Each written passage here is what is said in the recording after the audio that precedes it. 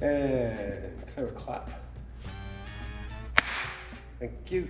Mike, another fall sitting. This will be my 25th. I think you have, what, 5 under your belt? Something like that. This one, a bit of an unusual one in the sense that we are sitting in the midst of a federal election campaign. It's only the 4th time in the past 10 federal elections where this House will sit at the same time as their federal cousins are on the hustings. Ideally, the parties here would like to be helping their federal cousins, maybe not so much this time. No, and so in terms of what the government will be focused on this session, aside from perhaps helping in the federal election, we know that the Biodiversity Act has been shelved for consultation. That may or may not come back.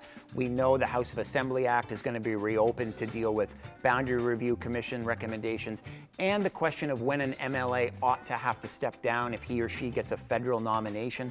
But the bigger issues for this government aren't things that are going to play out on the floor here at the legislature, but rather behind the scenes.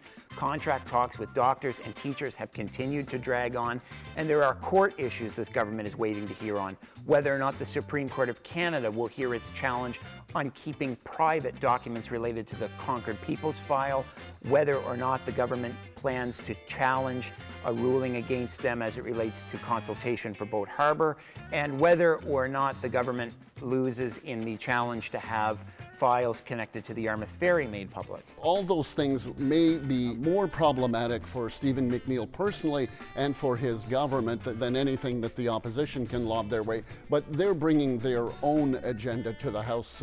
We know that the New Democrats are looking at rent control, green jobs, and faster mental health services. Yeah, that's right. And the Tories have kicked around a whole bunch of issues, some of which might actually be quite controversial and perhaps even forward-thinking if they bring them to the floor. But we know for sure Carla McFarlane is bringing some legislation related to human trafficking. John Lohr may be resurrecting his pet issue related to taking the tax off used car sales. And there are some environmental bills that they've been kicking around as well related to possibly the banning of plastic bags. And I've heard they've even been in talks with the Blaine government in New Brunswick, mulling over the idea of making vaccines mandatory. We know that that's been a real powder keg issue in New Brunswick. It could be just as volatile here in Nova Scotia. So whether or not they bring that forward, we'll have to wait and see. And so, of course, all of those things and more are things we'll be watching for, and we'll keep you updated via cbc.ca/ns.